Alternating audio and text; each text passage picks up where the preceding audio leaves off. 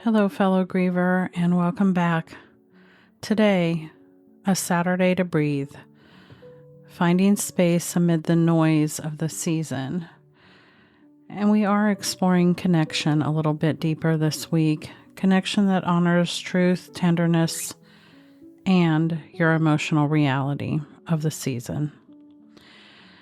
It's Saturday, a day that might feel different depending on where you are in grief.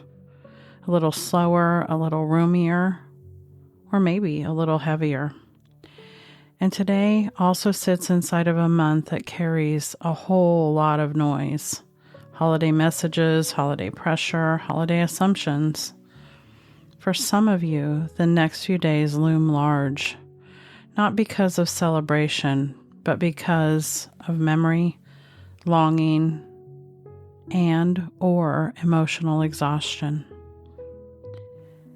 And for those who observe Hanukkah, I know we're in the midst of the festival, a time of light, yes, but also when grief can cast very long shadows.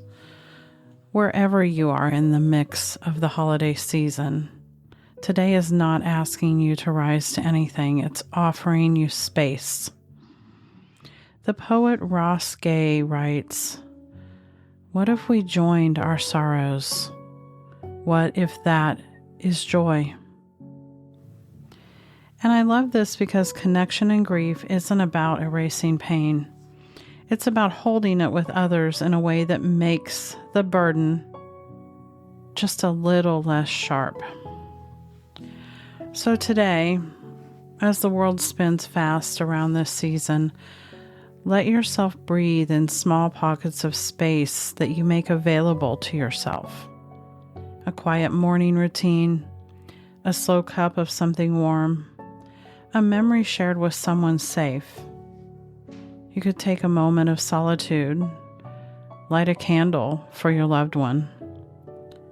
Take a collective deep breath that reminds you you're still here.